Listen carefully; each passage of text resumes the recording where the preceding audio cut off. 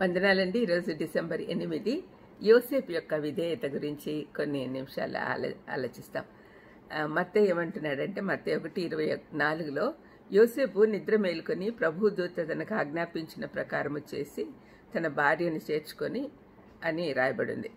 ఈ క్రిస్మస్ సంఘటనలో ఎవరు పెద్దగా ప్రాధాన్యత ఇవ్వని హీరో యోసేపు అనొచ్చు. అన్సంగ్ హీరో అంటారు.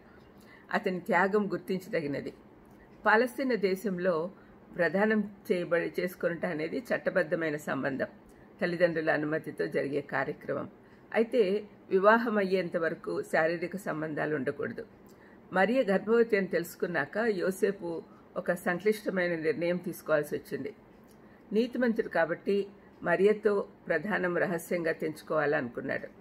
ఆమెను బహిరంగంగా అవమానించకూడదని నిర్ణయించుకున్నాడు.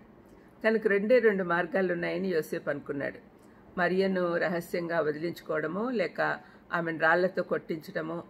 కానీ దేవునికి మూడవ మార్గం ఉంది. ఆమెను వివాహం ఆడమని చెప్తున్నాడు. 1వ అధ్యాయం 20-23 వరకు చదివితే అర్థమవుతుంది. అప్పుడున్న పరిస్థితులను బట్టి యోసేపుకు ఆ ఆలోచనే రాలేదు. ఎందుకంటే గౌరవనీయమైన స్థానంలో ఉన్న యోసేపు, మంచి పేరుంది అతనికి. ఎంత కారణాలు చెప్పినా అవమానానికి లోనవుతాడు. అయినా దూత మరియను పెళ్లి చేసుకోమన్నప్పుడు మారు మాట్లాడక దేవుడి ఆదేశాన్ని పాటించడానికి నిర్ణయించుకున్నాడు. మరియను చేర్చుకున్నటకు భయపడకుము అని దూత అన్నాడు. ఆమె గర్భం ధరించినది పరిశుద్ధాత్మ వల్ల కలిగినది అని చెప్పినప్పుడు నమ్మాడు. ఈ సంభాషణ కేవలం ఒక దర్శనం ద్వారా జరిగినా కూడా విధేయత చూపించాడు. దేవుడు ఏ విధంగా మనకి చెప్పినా కూడా అది దేవుని యొద్ద నుండి వచ్చింది అని మనకు నిర్ధారణ కలిగితే తప్పక విధేయత చూపించాలి. యోసేపు దేవునికి ఎంత ప్రాధాన్యత ఇచ్చాడంటే తన భార్యను చేర్చుకొని ఆమె కుమారుని కన్ను వరకు ఆమెను ఎరుగకుండెను అని రాయబడింది. పరిశుద్ధ దేవుని కుమారుడి పరిశుద్ధంగా చూసుకున్నాడు. చుట్టుపక్కల వారు ఏమనుకున్నా పట్టించుకోకుండా దేవునికి మాత్రమే విధేయత చూపించాడు.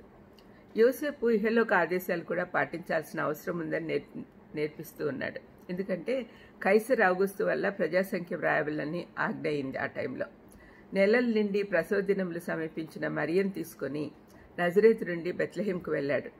దాదాపు 150 కిలోమీటర్ల దూరంలో ఉన్న బెత్లెహేంకు కొండ ప్రాంతాల ద్వారా 3 రోజుల ప్రయాణం చాలా కష్టతరమైంది. అతను విధేయత చూపించాడు, తీసుకెళ్లాడు. ప్రభుత్వానికి విధేయత చూపడం అంటే దేవునికి విధేయత చూపడమే అని అతనికి అర్థమైంది. దేవుడు యోసేపుతో దర్శనం ద్వారా 3 సార్లు మాట్లాడాడు. యేసయ్య పుట్టాక ఆ శిశువును శత్రువులు చంపాలనుకున్నప్పుడు ఆయన భద్రత కొరకై దేవుడు తీసుకెళ్లమన్న చోటుకెల్లా తీసుకెళ్లాడు. మొదటిగా బెత్లెహేం నుండి ఐగుప్తుకు పారిపోయాడు. ఆ తర్వాత తిరిగి గలిలయకి వెళ్లాల్సి వచ్చింది. ఇలా ఎక్కడికి ఒక బాలింతరాల్ని, ఒక చిన్న బిడ్డతో తల్లిని తీసుకుని వెళ్ళాలంటే చాలా కష్టమైనది, ఖర్చుతో కూడిన పని. అయినా కూడా ఏ విధమైన సనుగుడు లేకుండా యోసేపు విధేయత చూపించాడు. యోసేపు ఎప్పుడూ నోరెప్పలేదు. అతని అలవాటు ప్రకారం దేవునికి విధేయత చూపుతూ విశ్వాసంతో ముందుకు సాగాడు. మాదిరి క్రైస్తవుడు ఆయన. విధేయత చూపుతూ రిజల్ట్స్ ఎలా ఉంటాయో ఆలోచించకుండా ముందుకు వెళ్ళాలి. ప్రార్థన చేసుకుందాం. దయమేడ యోసేపు ద్వారా మాకు నేర్పించిన పాఠం అద్భుతం తండ్రి.